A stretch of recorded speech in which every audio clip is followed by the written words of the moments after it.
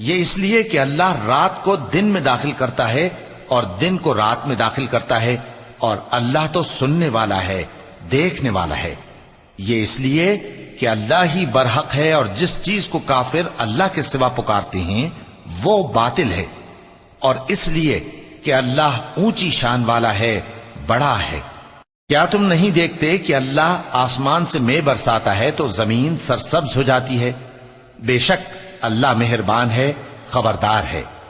جو کچھ آسمانوں میں ہے اور جو کچھ زمین میں ہے اسی کا ہے، اور بے شک اللہ بے نیاز ہے، قابل ستائش ہے۔